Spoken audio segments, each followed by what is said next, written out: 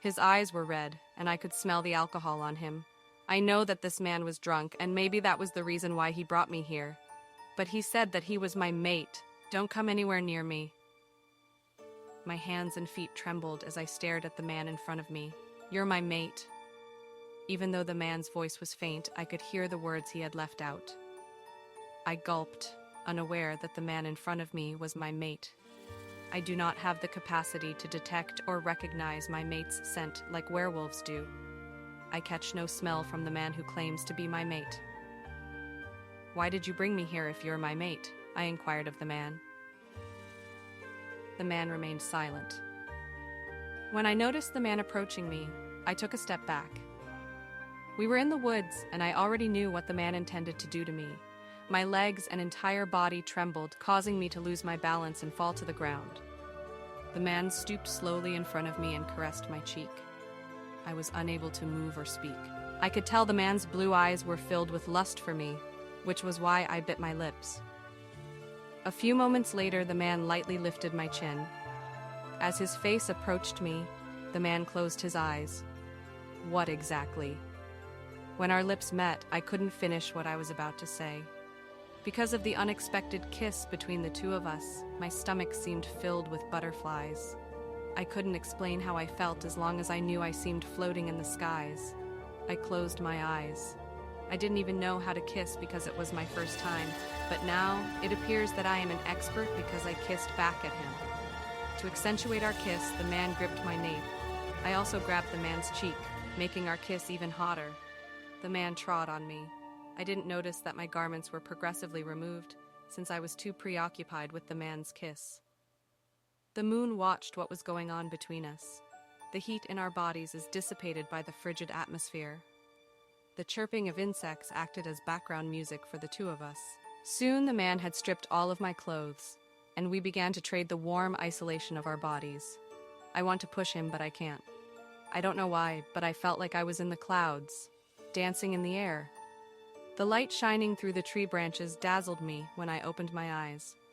I sprung to my feet as I recalled what had happened last night. When I stood up, I discovered my clothes on the ground. I took a slow look at myself and saw my bare body. I felt a tingling sensation in my body, particularly in my back and private parts. I swallowed since I knew why I was in this circumstance. I immediately gathered my belongings in order to dress. I rolled my eyes where I should have passed as I dressed. I knew nothing about this woodland because I never came to this place.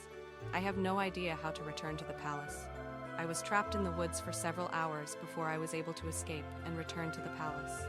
When the royal guard spotted me, they couldn't help but notice my appearance.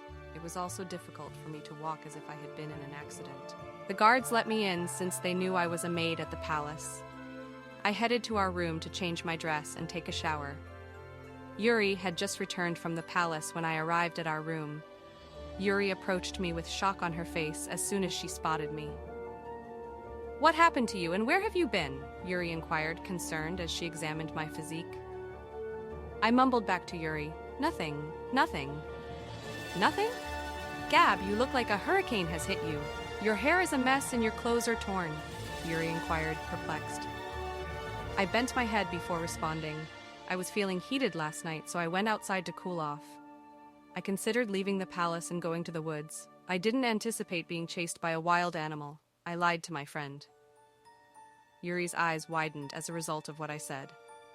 "Gab, why did you leave the palace and go to the woods? What you did was extremely dangerous." Yuri gave me a sermon. I remained silent as Yuri preached to me. "Next time, don't leave the palace to avoid putting your life in danger.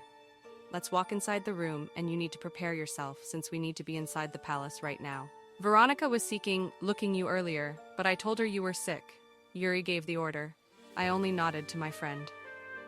We walked inside the room together. I moved swiftly to get ready.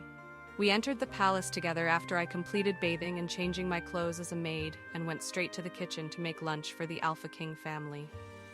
"Let's move faster, Gab." Because the other maids were sent to buy supplies for Prince Javier's welcoming celebration. "We will now serve Alpha Bernard's family," Yuri informed me. The remaining maids in the palace were busy preparing the dining area and placing the food on the dining table as a result of what Yuri said. Alpha Bernard and Luna Gladys entered the dining room exactly when we finished. Alpha Bernard sat in the center of the dining table, with Luna Gladys on his right side. I returned to the kitchen to retrieve the last meal that we had to prepare, but they forgot to put it on the dining table. Alpha Bernard and Luna Gladys's son arrived just in time when I returned to the dining room. I came to a halt, my eyes widening. While looking at Alpha and Luna's son, I accidentally let go of the food I was carrying. Everyone turned to gaze at me as a result of what had happened. This can't be happening, I thought to myself as I stared at the man who was also staring at me. Was the man last night Alpha Javier? Does it mean he is my mate? I questioned myself, unbelievable.